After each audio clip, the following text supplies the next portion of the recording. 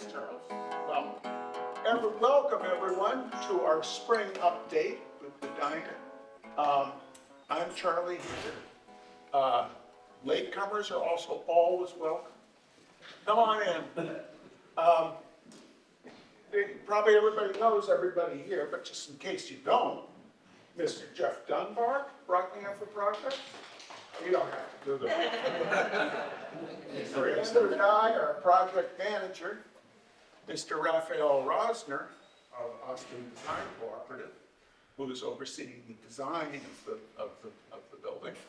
And at the merchandise table, ladies and gentlemen, here applause is warranted.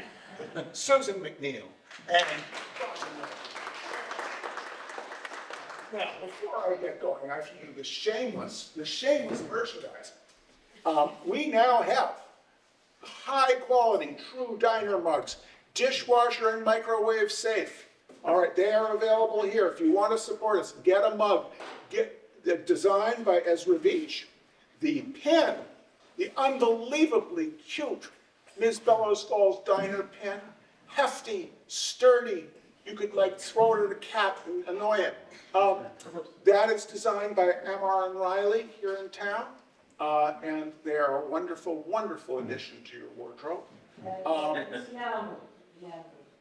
There are also soaps available made by lovingly handcrafted by Grace and Miss Mouse Soap Company of Bellows Falls, Vermont.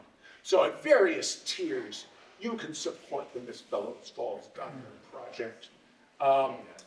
And we have a very special guest here tonight. Mr. Del Bush and Joanne Bush, operators of the diner.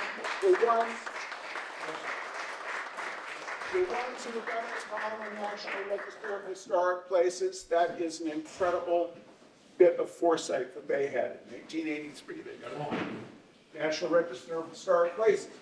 Del is a veritable treasure trove of diner lore. And one of the things, Susan McNeil just did an interview with Del, getting stories from when he ran the diner. And one of the things we learned about was a commemorative t-shirt that was made that said Del's Diner. And when I heard about that, ladies and gentlemen, I thought to myself, another opportunity for monetization. And may I just say, for any doubting Thomases out there, the Rockingham for Progress crowd, we're all volunteers. We're not profiting. All the money that is being raised is going to the project. These bloodsuckers here are Andrew Dye and Brett. But no, they're God bless them. They're doing God's work. But anyway, Del found the commemorative T-shirt, and it says Del's Diner on one side, which is great. It's great. So we can certainly make that a great retro T-shirt. Jeff, you hold that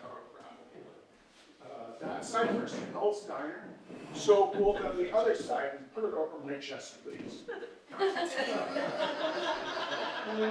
Maybe a bit 1970s, the 80s, the present day. Should we introduce this shirt, or should we say that was of its time? Should we make it? Should we do it or not? Yeah, absolutely. Yeah. All right, you guys can handle the letters to the editor. I can't believe that. Anyway, a tremendous bit of history right here. Okay, we'll come out with that shirt at some point too. Thank you so much, Del and Joe, for doing that, and thank you so much for your love and caretaking of that diner during that period, because that was a period where a lot of things from that era would just been destroyed. We also have with us Charlie Jarris, also operator of the diner. Are there any other, since about half the people in town have owned the diner at one time, do we have any other diner owners here with us tonight? No. Okay. So the update, what we're going to do tonight is I'm going to stop blathering in a minute, but I'm going to blather for a minute more. And then Andrew Dye is going to give us, I'm going to talk a little about where we are in terms of fundraising. Andrew is going to talk a little bit about the kind of phases that we're in.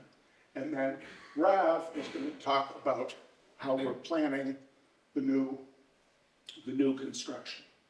And then at the end, we'll do Q&A, okay? So we can just go straight through. So hold the questions to the end, but then ask away. We're here to answer. The great news is, in terms of fundraising, we have passed the $200,000 raised mark.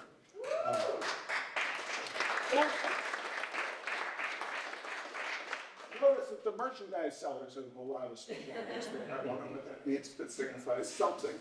But we've passed that. That's raised locally and from friends, and it is a remarkable milestone.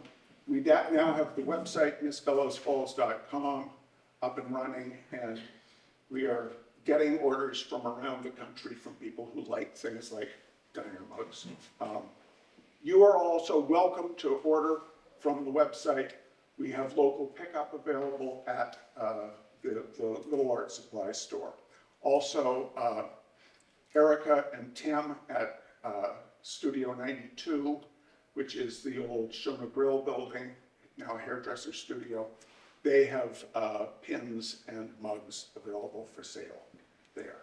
And that is very generous of them because they don't take any cut on that. So that is all wonderful news. We also, as you know, we have Paul Bruin grant that we got from Preservation Trust of Vermont, administered by the National Park Service for an additional $100,000. And then we're now aware of another about $150,000 that is probably coming our way. Is that fair to say? So we're doing well in terms of fundraising. The other news is that we had a meeting with Preservation Trust yesterday, and we're given a bit of a curveball, which is that the National Park Service money comes with some caveats that I get the feeling Preservation Trust is learning as they go about working with community organizations doing projects like this. So it kind of, we were interested to learn that the beautiful plans that we have been working on, we think they're beautiful, have to change a bit. Because the National Park Service wants the new construction to not dominate the pre-existing diner. And I certainly know in the feedback that we got from showing the plans that some people were concerned that it did dominate the diner. What we had done was Jeff, Andrew, Rav, and I had said, what does the diner need to be a viable food service operation for the next 80 years? And the layout that we came up with, that was our, the optimal thing we thought we could do on that footprint of land. As it turns out, in order to access the National Park Service money, we're going to have to trim it back a little bit. I think that will actually, it gives us some opportunities in that, the project will probably end up costing a little less than we had been projecting. It's still plenty expensive, but I think, probably getting tough love input like that in the long run will make for a better project. So the plans that Rav will be going over tonight are still what we thought we would be doing. The new plans will certainly be based on that, but a little trimmed in ways that we don't fully know yet. Does all that make sense so far? All right, then I'm going to turn it over to Mr. Andrew Dye to talk about kind of phases. Thank you, Charlie. Okay, and did that all make sense as far, is that fair enough? You should be asking them, not us. I did ask them already, now I'm asking you guys. Yeah, good summary. Yeah. So when I came on board the project last summer, there was a sign on the end of the diner and it said, you know, we're gonna do the planning in 2024 and we're looking forward to opening in 2025. And I thought to myself, well, that's an ambitious goal, but it's probably doable. And I set about, you know, creating a schedule that showed how we would get from kind of where the project was at that point, just in the very early planning phases, to opening at some point in 2025. And it seemed doable from kind of a construction perspective, which is where I'm coming at it from, kind of the construction manager, the project manager perspective. What I wasn't reckoning on, and I don't think what any of us were reckoning on, was the way in which the funding for this project was going to end up driving the schedule. And that's what we've all been sort of increasingly coming to terms with over the last few months. Jeff and I actually participated in a retreat that the Preservation Trust of Vermont put on last summer. Was it or fall, September? And you know, and we learned a lot about the whole sort of grant ecosystem during that retreat, and the Preservation Trust of Vermont is actually holding up this project as sort of a model of how these things can be organized and managed, and the community fundraising part of it, et cetera. So they're really happy with the progress that we've been making.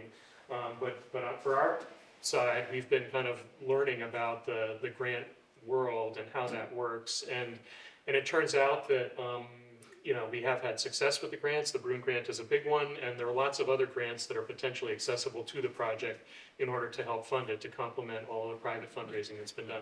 But those grants all have time frames. They all have timelines. There's a, you know, you submit a letter of interest, and then you're invited to apply, and then you put in an application.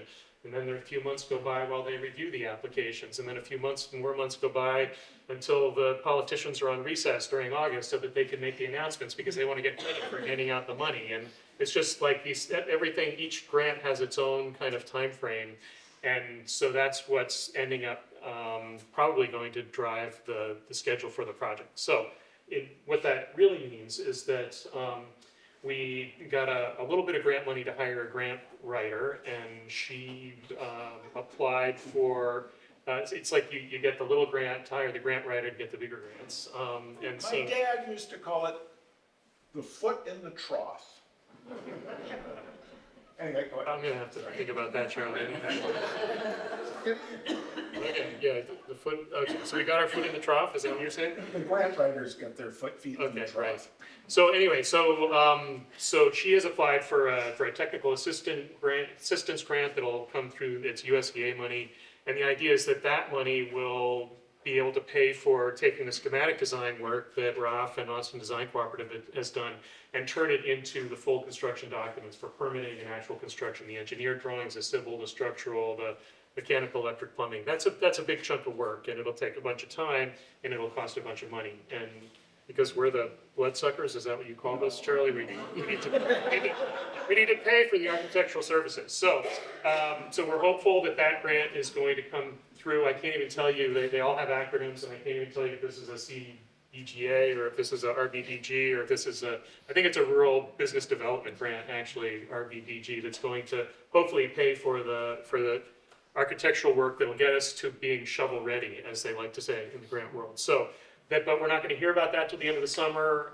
Maybe the money will be released in the fall. These guys hopefully will be able to do the construction documents in the winter. This is like next winter, and then we'll be able to put it out to bid, and et cetera, and kind of start with that part of the construction, maybe sometime during 2025, although then what happens is once you have the drawings, you take those drawings and use those drawings to apply for other grants to get implementation money, which is the money to actually build the thing. So that could be another 6-8 months of dealing with all this stuff. So anyway, that sign that said, the sign that used to say, you know, hoping to open in 2025 on the end of the diner, if you're paying close attention, you'll notice that is no longer there, or the sign has been modified, thanks to Charlie and Jeff, and now it's a little more vague about the schedule. But we are continuing to plug away, continuing to make progress, and one of the insights that came through in our recent discussions with Preservation, am I blathering on too much? No, you're so great. One of the recent insights that came through in our discussions with Preservation Trust of Vermont is that rather than kind of viewing this as one whole enchilada of a project, the idea they think that it would be advisable, and we're on board with this, to actually kind of chunk it and phase it. Think about it in terms of smaller discrete projects, because each one of those pieces of it could be eligible for different types of funding. You know, the different grants, they like to fund different things.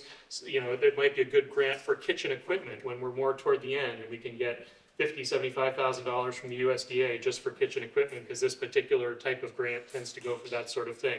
Other grants for the technical assistance, other grants for kind of bricks and mortar of building the new construction, and other grants for restoring historic structures such as the diner car. So the idea is we're now thinking of it in terms of phases. We're hoping that the first phase will actually be to focus on the historic diner car itself. And as you may have heard, we're planning to actually pick that up, move it to a different location to restore it where it can be covered in controlled conditions, you know, heat, light, good working conditions, to do the kind of dismantling and the putting back together and the restoring of the diner car that's going to be necessary. So that would be kind of phase one, and we've already got a good start on the money for that. So in conversation with Preservation Trust of Vermont, there's still a bunch of hoops to jump through before that preservation money is released, but they're hoping that by the end of this year, we will be able to take that diner, move it someplace safe, secure, dry, and begin working on that.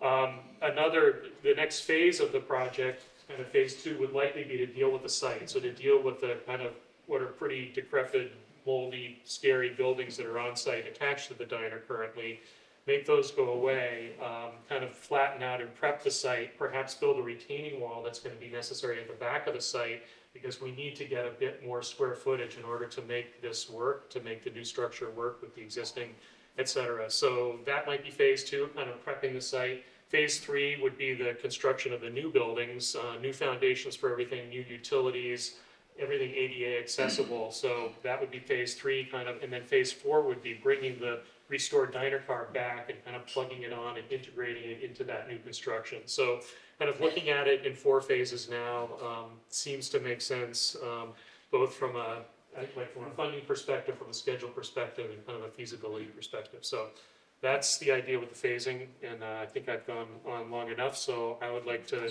introduce Raphael Rosner, who is taking the lead on the design here, collaborating with his co-workers at Austin Design Cooperative. He's going to give you an update on where the design is at, and as Charlie said, this is sort of kind of our wish list of what we'd like to see. We're not going to end up with this much space, I don't think, but sometimes having to work within those constraints, you sort of see what the ideal is, and then you kind of work it back into something that is more efficient, more compact, less costly.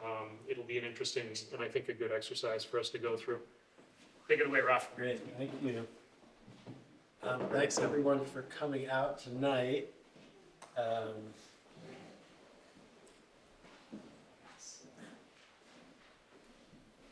I am really impressed with the engagement of all of you. Just showing up, this many of you coming out on a weekday evening to see what we're up to is really demonstrates a lot about how valuable this diner is and how important it is to the community. I really appreciate everybody coming here to give us feedback and to see what we're up to. I think your neighbors here with Rockingham for Progress are doing an amazing job representing you guys and this project. They're doing a lot of work on all of our behalf, and so I just want to congratulate everybody up to this point, because it's a lot, as you hear, as you can tell. I'm going to just simply show you what we've been up to, as they say, and how we got to, explain a little bit about what the thinking was behind how we got to where we are presently, and some of the constraints, some of the things informing our decisions, and look forward to hearing what you have to say, and moving forward with all that in mind and what we've talked about tonight. So what you're going to see here, as you can probably tell, the original diner here with the new support structures and facilities. In this, I'm going to play a little animation to show you, give you kind of different views of the massing of what we put together. and talk about how we got to where we are and what some of the constraints are, like I said. And please feel free to bring questions to us at the end of this little presentation. So,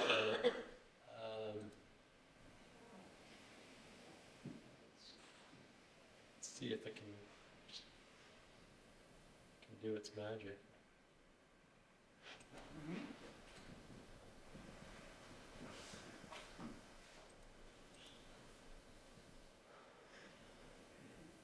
A well-oiled machine. Interesting. Well, let's try it again. Let's try this.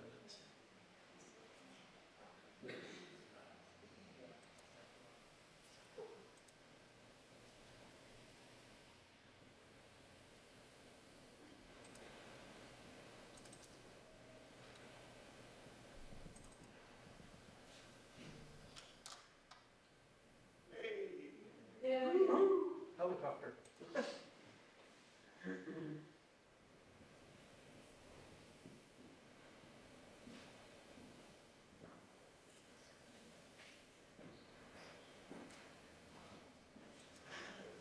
I'll stop it here just to orient you in case, it's not obvious, but here's the existing, sorry. Yeah, here we have our diner. And what we've, our intention here is to as was said, create opportunity for this diner to function successfully going forward. And what seems clear is that we need more space, more dining room, more throughput for a viable business going forward. So what you're looking at is a new entry area and dining room with new bathrooms and kitchen behind, essentially, with a couple of different ways out for egress and for circulation out to a new outdoor seating area as well. And keep in mind, the diner is basically moved 5 feet further back from the road. So there's the sidewalk, and then there's the 5-foot area. Yeah, I'll show some plans where you can see it's registered, so you'll see the difference between the existing and a new location. Oh, shut up now. That's okay. Here's just a little bit closer view. So I don't know if you can see this arrow on the left. This would be the main entrance coming from the south into a reception area with the new dining room here, with the nice view of the restored diner from inside the building, not to mention from outside, of course, with the kitchen on the top of the page. And this gives you a sense of, from in the diner, the new dining room that is. Let's go back to that.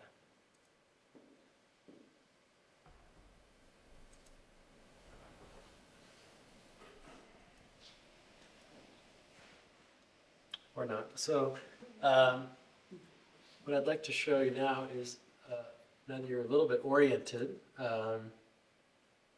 give you a sense of what we're starting with and how we got to where we are. So this is, in this red hatched area, is the existing auxiliary building to the diner itself. And you can see that it's very tight.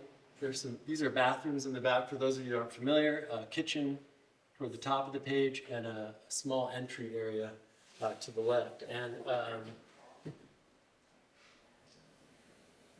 as Andrew mentioned, the current condition of these buildings is not very good. So clearly something has to be done, not to mention that it's not accessible for people with disabilities. So the initial obvious part of the work is to make it accessible to all and to have support in terms of bathroom and kitchen that meet current standard and can really make a thriving business successful here. So compared to this, this gray area now is our proposed additional space, and you can see I'll toggle back to the current situation, and you can see the plan is to move that diner south a teeny bit and off the road a bit to give it some breathing room off the road, provide an opportunity for outdoor seating, and protect the building from things like snow removal and such.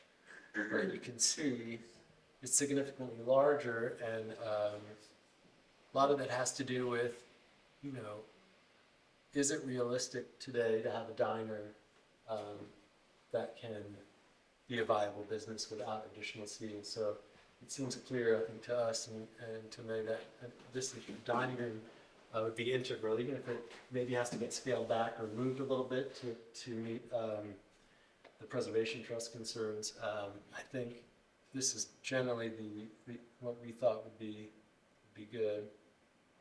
So the hatched areas would be removed, as was said. The dining car would be restored, and we would prepare the site for this kind of a thing.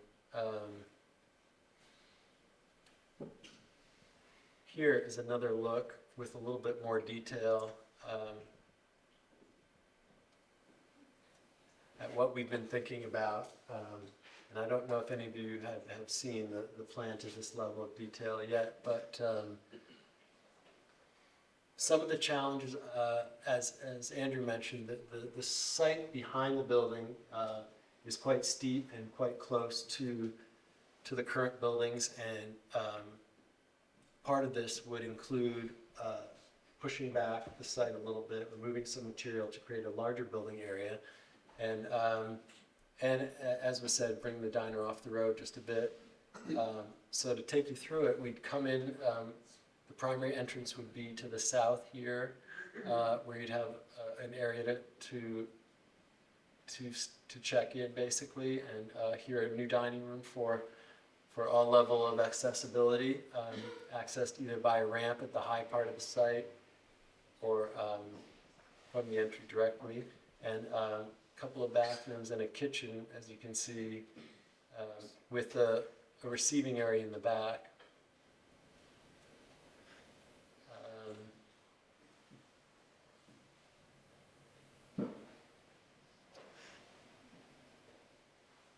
There are secondary entrance or egress on either side of the diner that would come out to some outdoor dining for the warmer months of the year.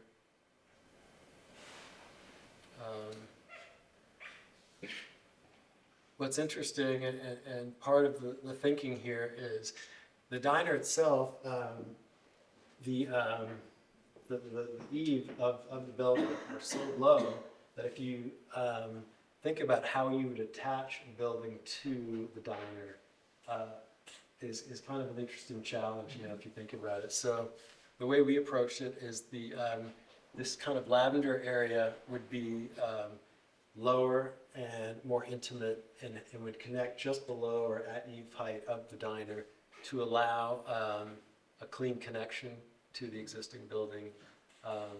And then the kitchen and the other areas would be able to grow vertically outside of the circulation path around the building. So as you can see in the massing of the building itself, these connectors on either side would be quite low, and then we'd be able to grow vertically for the other spaces.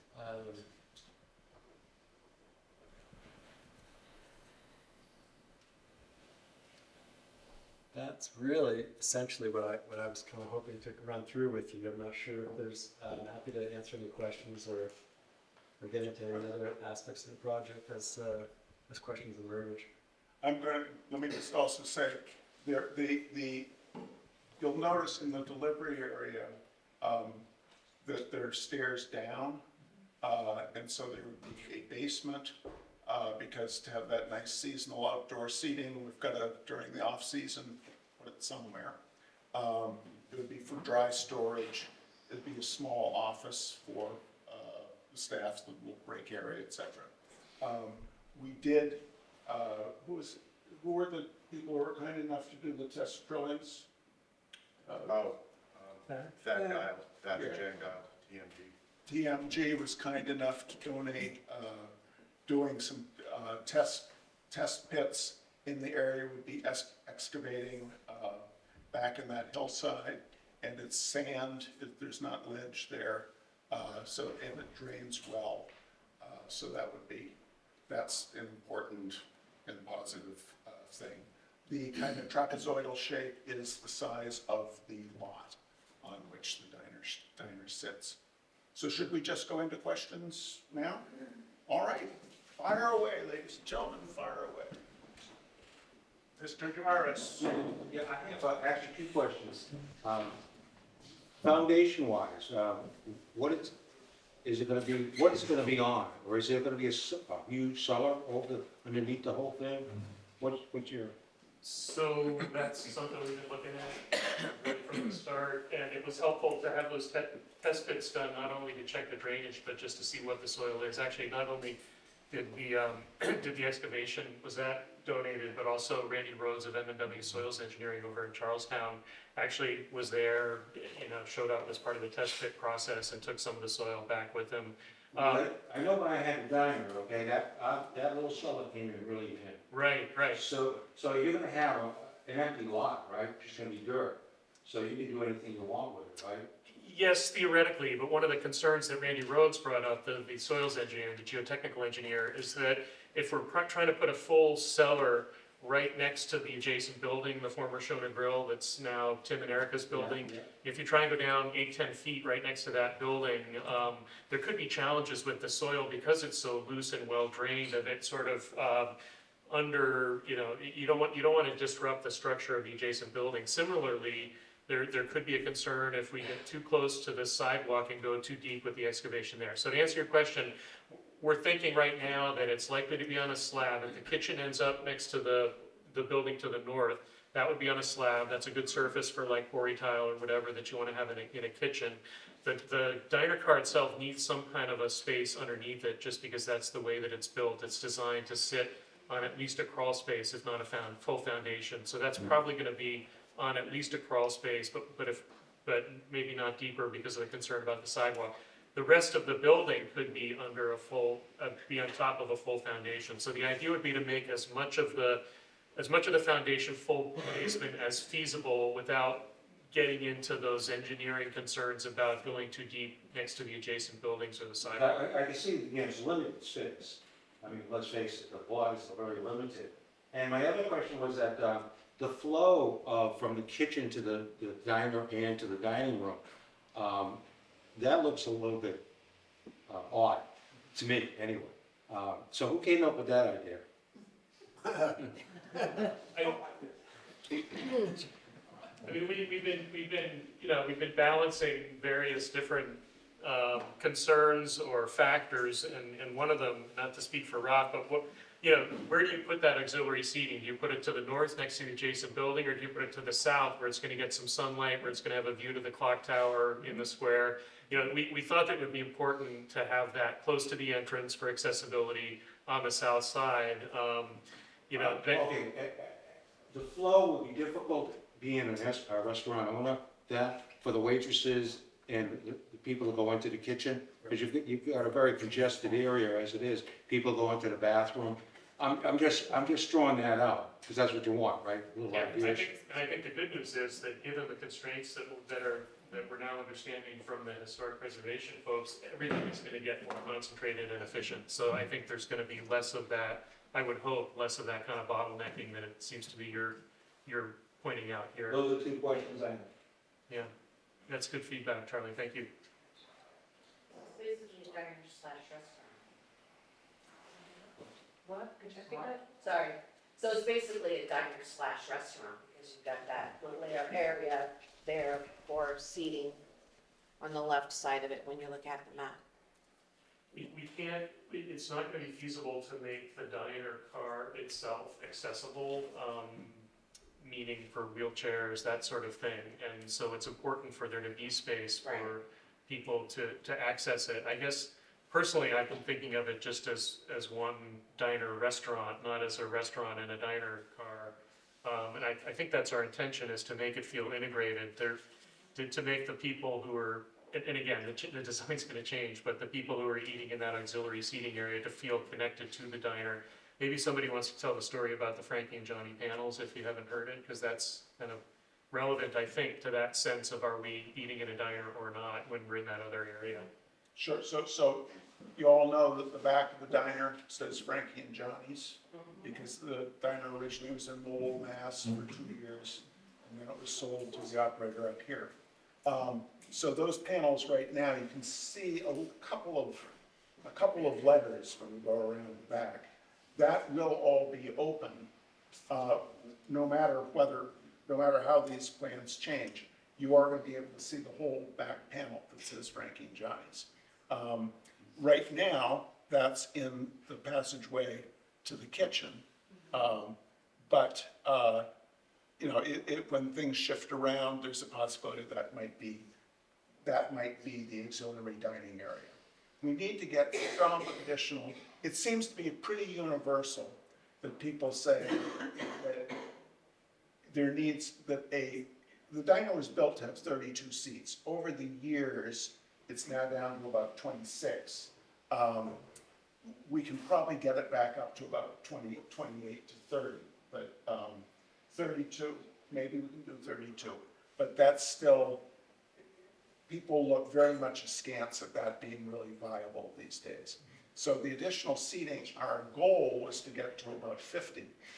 Right now, this design has 50 plus the outdoor seating. So who knows what we'll actually end up with now.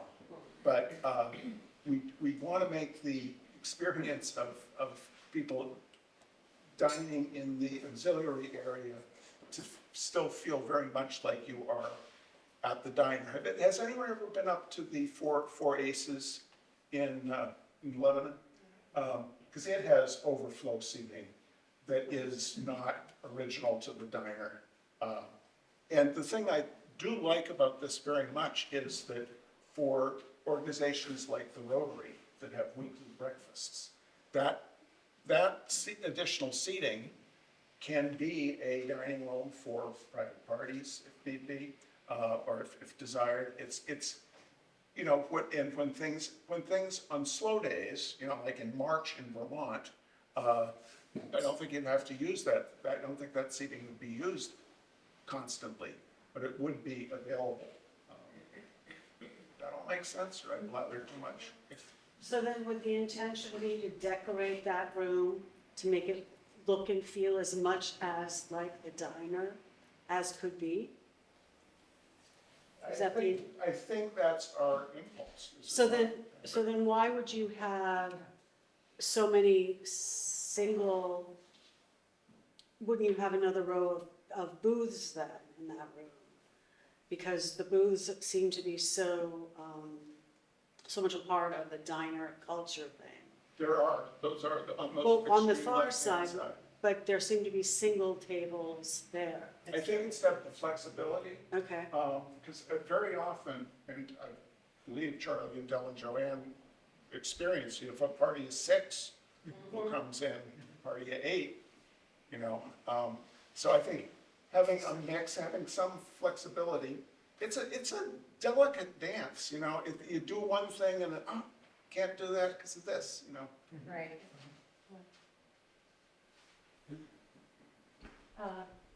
Thanks, you guys, for all this great work, by the way. yeah.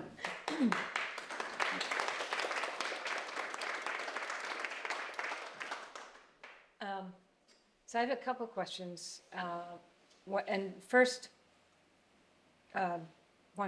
so Charlie's question, Jarvis' question made me think of wondering if the bathrooms could be like below as in when you're looking at it, the kitchen maybe somehow, if that can, so it wouldn't interrupt the flow, and then maybe the entry out of the kitchen could go to the left. But if you have the bathrooms next to the diner car, the Frankie and Johnny would be obscured. Well, I didn't mean like bumped right up against it. I meant maybe the kitchen could be like turned or something, and the bathrooms could be on the southern on the lower end of the kitchen there, not southern, the lower, according to the map. But also, I'm wondering, is there still gonna be pass-through service or whatever, and when you're in the diner itself? Is there gonna still be a pass-through window? There's two pass-through windows that are existing, which will remain. There's only one pass-through. Well, There's only one. Because we didn't use the window that you see when you're in there, we didn't use that window on the far right side. On the far left side was not a pass-through window for us. right, because it was the way the additions were added. It's Right. a tunnel, basically. Right. The tunnel's gonna go away, so Right. it will change the building to serve its original purpose. So if that corridor was kept there and the bathrooms were moved to the bottom of the kitchen area, and then the kitchen would have to be, I don't know, twisted around or something, they would still have, the kitchen would still have access to the pass-through windows and the dining area. Yeah, Just a thought. And ways then, for the stairs and all that, once it starts shifting, it's gonna be having to move stairs to make it. oh, right, yep, So right now, you can't go through that. oh, right. You can't cross that. Oh, okay. My other question is wondering if it's possible to lower the roof. If you go back to the drawing looking from the side, yeah, the roof, the whole the entrance to the left there, to me, seems like it overwhelms the diner itself. Like it seems to dominate visually. And I'm wondering if that could be scaled back. Maybe that's what the Preservation Trust is talking about. Well, I almost don't even see the diner when I first look at that. I'm totally drawn right to that big entrance. Our fearless leader, Bonnie Morris, when we showed her, the plans, she's like, oh, it's huge. Yes. That height was determined by the slope of the lot, correct? That once you start moving back in the lot. Yeah, it goes up. Well, with the diner on its existing foundation height, if we maintain that height, then progressively as you go back, if you keep the roof lines down, you're just diminishing the height in the room, which doesn't have a very comfortable feel versus having raised elevations towards the back. Otherwise, we have to change the height of the diner or have steps inside. We're trying to keep everything at one plane. But the roof that I'm talking about is just over the reception area. Does that need to be that high? It's gonna change. We may not have a reception area. It may be that some of those things need to go away. There's gonna be less corridor. Maybe it's not having an entrance vestibule, that was a luxury that sort of allowed people to wait to be seated. And we may just go back to you're outside in the weather waiting to have your seat free up because it's gonna be so successful. Two questions, both, but they right here. I just have a concern with, after the expense of restoring the building, in these drawings, it's almost obliterated. It's overwhelmed by all those additions, and your whole effort, particularly removing it from the site to restore it and then bring it back, and it's buried under all that addition. I'm not sure it's acceptable, because you spent so much money to restore it and all that extra money to virtually hide it. I understand that the idea of seeing the back available again, and then the old advertising is a great idea, but I think a lot of that design is just extra expensive space that's not gonna make any money. And really, the key to this is saving an architectural treasure, not building a whole new building. It's kind of like the building that was just done. They tried to save it, and it was cheaper to build a replica. Well, this could be the same thing. You could just build that and build a replica of the diner in front, and it would probably be a lot cheaper, but you'd lose all the character. Be careful about hiding the original building, is what I would say.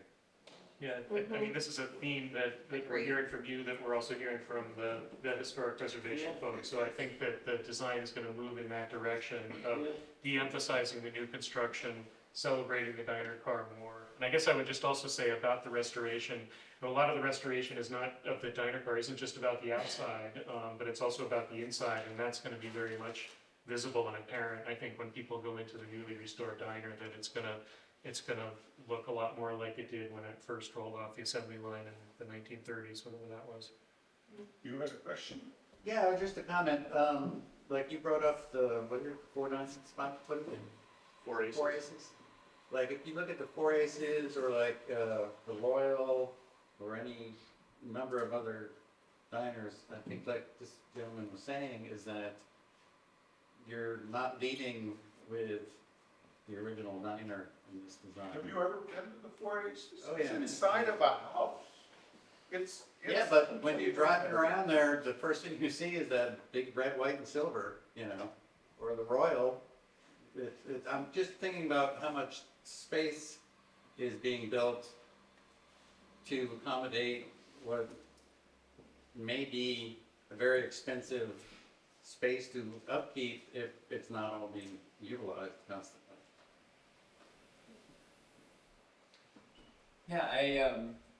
Yeah, first, again, congratulations. I think it's commend the work that is being done. I know as someone who works in preservation how hard it is to balance all of these concerns successfully, and appreciate the opportunity to comment. I have three quick comments. One, if I remember from reading, the entryway that is designed incorporates glass block, similar, so thumbs up to that. I think it's a really cool homage to the historic look. Other comments related to the kind of celebrating the visual aspects of the original diner. I have some fear that if we're opening up the back so we can see Frankie and Johnny's, with the current having the seating, the outdoor seating in front, I have some fear it might obscure so you wouldn't be able to see that Miss Bellows Falls as well when there's people sitting right in front of it. And I think that sign, do as much as can be done to reveal the front of that. So maybe moving that seating around the corner so people can really see the full frontage of the original diner without people obscuring of it from the front.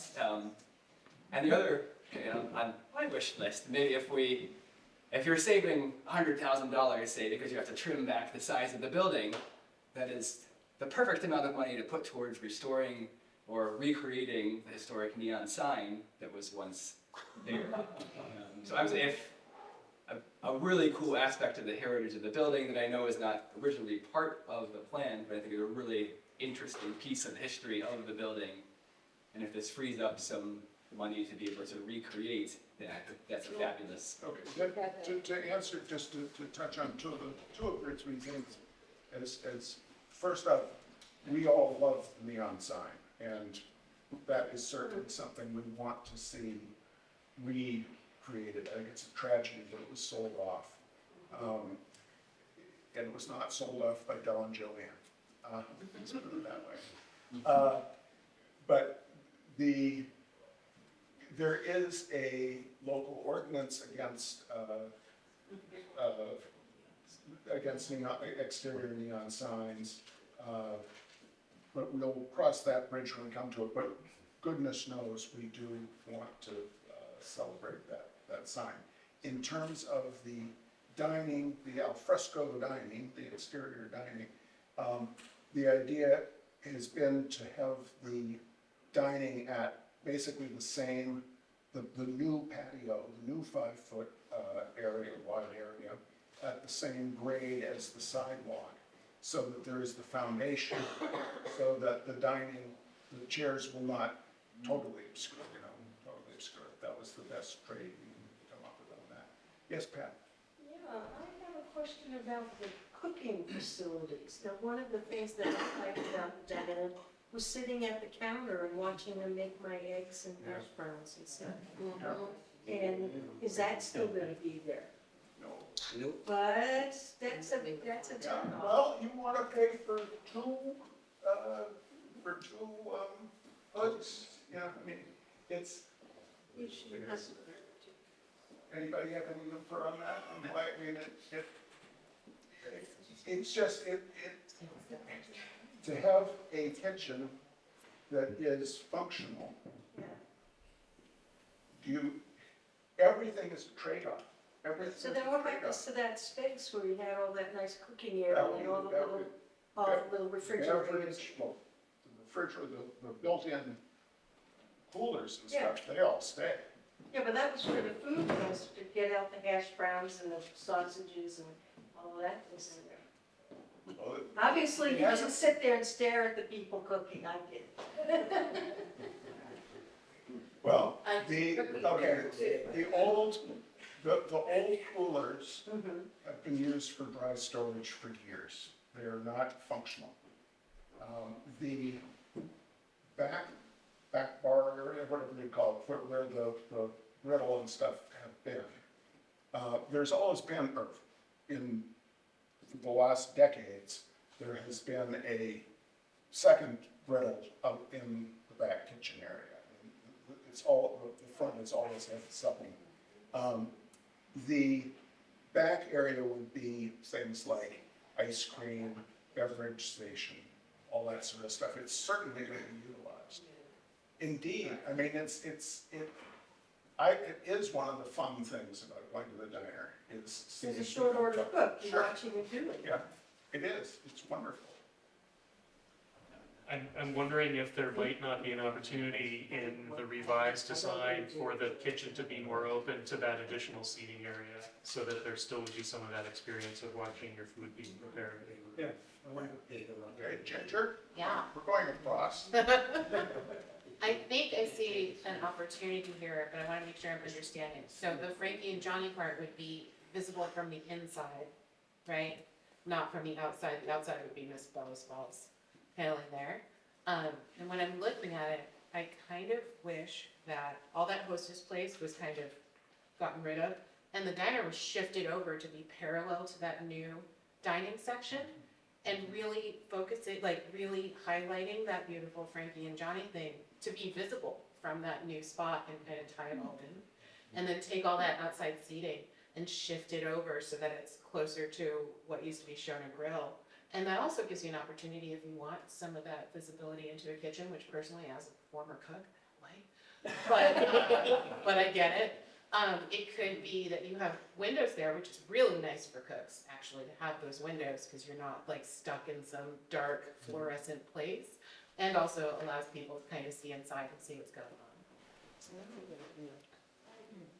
Yeah, if you would, I would like to piggyback on that. I was a little bit nervous early on about speaking up because there's obviously been a lot of work that's gone into this and a lot of thought. But especially when you mentioned the idea of having both sides of the car visible, it's like, well, so shouldn't the additional seating be on the backside of Johnny and Simon? And incorporating the whole car into the, rather than having that narrow hallway that goes back there, which is gonna make half of that side of the car basically invisible to the people who are sitting there.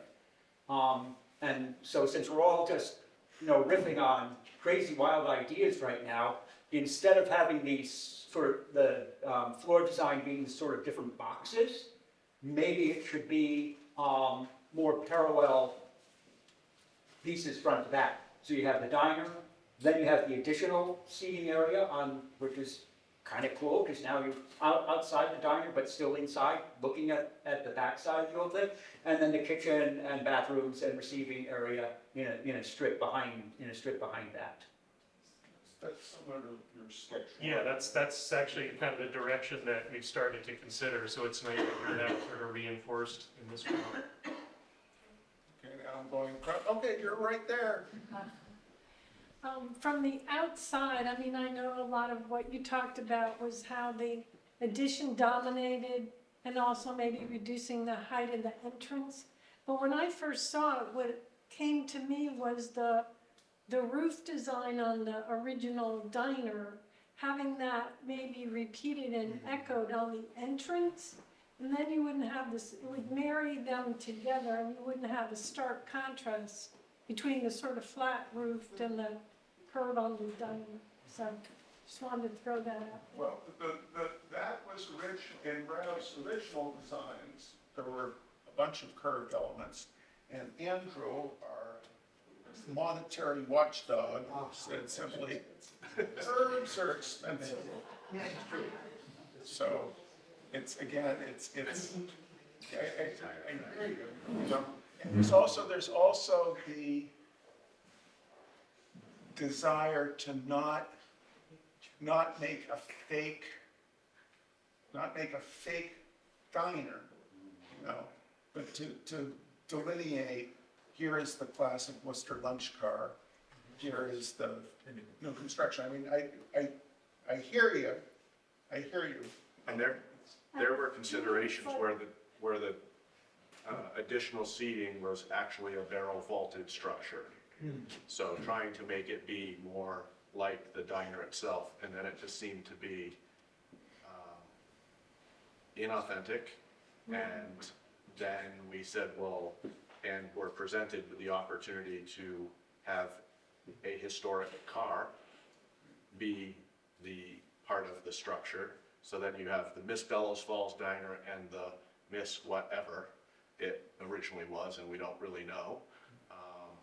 But it would be shipping it here, and you know, that probably was as much someone's desire to save their car and know that it was in a setting than to really benefit us. And we said, that's not practical, and puts all sorts of other restraints and competition of structures. So we've looked at so many different possibilities at this point that it's, you know. I guess, and I was just thinking, not the additional seating area, but just part of the entrance when you go in, Right.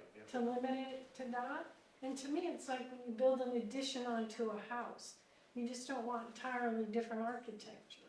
You want to kind of integrate within it, so, and The guidelines from the Secretary of the Interior that this is going to be subject to, I think that the words are, the addition needs to be compatible with the historic structure, but it also needs to be discernible. So you need to be able to tell what's old and what's new, and it needs to be subservient, and that's the one that really, this one is, yeah, it's not subservient enough.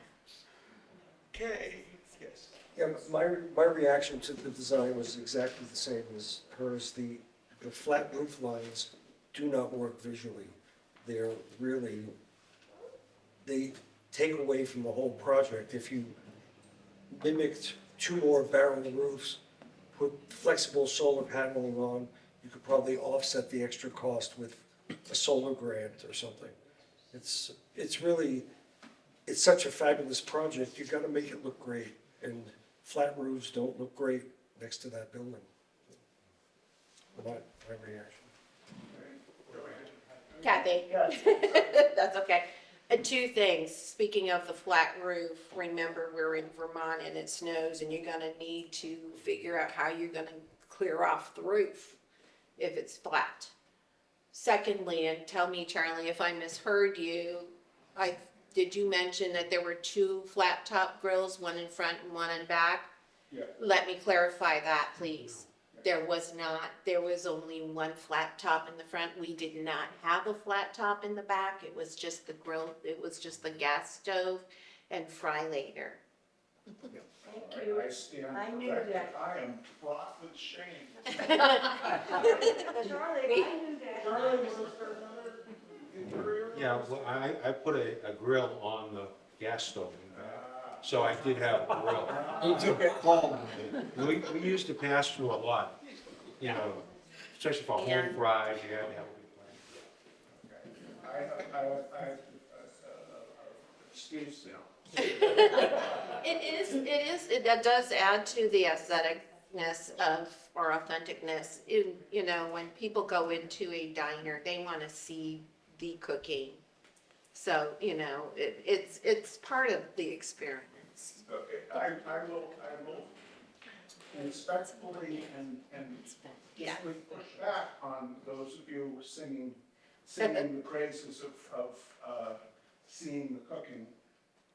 If one goes Great to memories. virtually any of the successful diners in the area nowadays, you don't get to see that dance. Go to the Country Girl, there's the kitchen. Go to the Four Aces, the kitchen. Go to the Peterborough Diner, there's the kitchen. I mean, I think, I hear you that it's a wonderful thing to watch. Yep, Mr. Jarris? You have the outside dining in the front. I think that would be a mistake. And the reason is, it's so loud as it is, especially when you're so close to the road, even if you go back 5 feet. And you could use that space for your whole design, you got 5 feet, but and part of it's even further back, I see, probably 10 feet. So I guess I'm not, obviously you're still in the process of designing. So I'm just want to throw out a thought that, because you're going to have the outside dining in the back already. But I know when I sit at the restaurant that we have now that has 2 little tables, it's very difficult to have a conversation because everything is so close in there. So that's something to consider.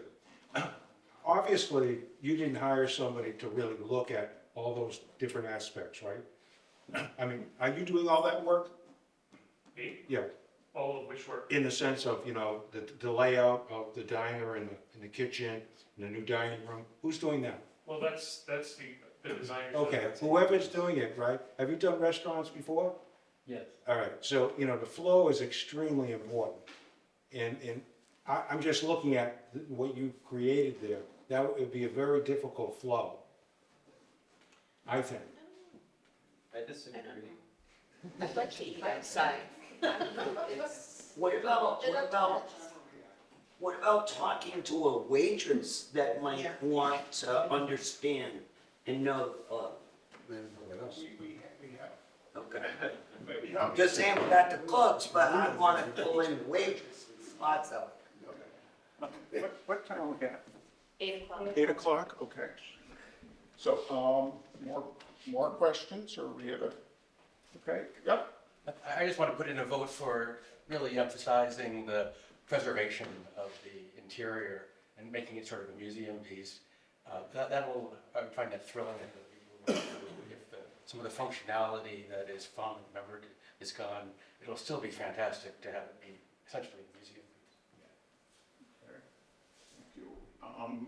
Someone else, or we, yes? I'm gonna give you a break from design. This is for Andrew. When you were talking to the USDA, did they say anything about getting a feasibility study done before you got your grants? Feasibility study for the operation of the restaurant? Yeah. Yeah, I know that there's grant money available for that. It's more on the economic development side of things as opposed to the historic preservation side of things. So that's something we may look into. We've been sort of it's been all we can do to just kind of keep the design sort of moving forward and try to understand the bigger picture. But I think that that's something we will be looking into, getting grant money to then fund a feasibility study that would look at the operation of the restaurant itself. But thank you for that suggestion. Yeah, they do have money for that. Yes, I agree with, I really feel focus should be more on the car itself. And I think less sometimes is more. And how does that manifest? What would you say should be dispensed with in what we will be presenting?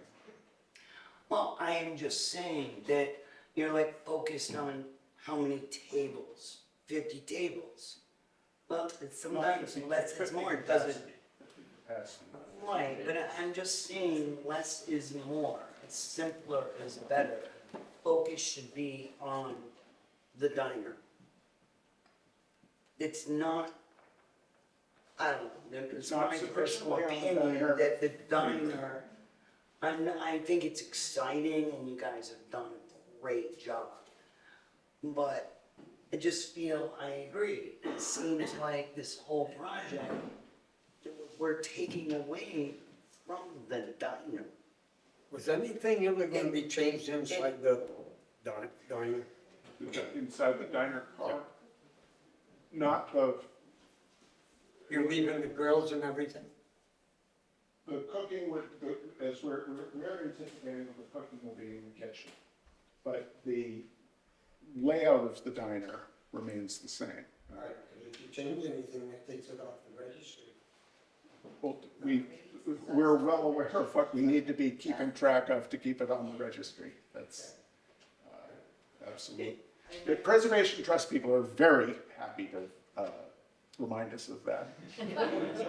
Well, the only thing was, when my son and I, we were in the process of buying it, we were 1 day short. The fellow that was going to back us came down with cancer that day. We started, Brian and I tore out that cement block. We were going to put a ramp in for people that couldn't walk well. That was automatically going to take it off the registry, because then we had to make the door bigger, had to change the bathrooms, so we declined that. So that's why I was wondering, because I think that's the only one that's around in many states that is still on the registry. There are several, but it's one of the few. Yeah, one here, one. Check out, because the diner you said was in Lowell, Mass. I suggest looking at the Owl Diner that is in Lowell, Mass. The Owl or Miss Worcester or the one in Palmer. But it's in the Owl Diner, it's as small as our diner, and they're open for breakfast, and I think an early, that's it, done. And the parking is limited, like, it is exactly like us, but in Lowell. How have they made that work and boom, the way it booms? All right. Does anyone else have any further, Ms. Rowley? Well, I just had a comment, and I throw it out, knowing that the design that we just looked at is not probably the design that we're going to end up with. Looking at the roof issue, to my eye, if there was a way to slightly lower the entryway roof, assuming that there still is an entryway roof, and make that arched so that it kind of mirrors the arch on the dining car. And then you could have a flat roof off on the dining area. Just to my eye, let me throw that out, knowing that the design that we're looking at is not what we're going to end up with. And it's just a comment, it wasn't a question. Thank you. All right. Well, that's where we are now. Thank you everyone for your input. I'm sorry to be an argument in Columbus.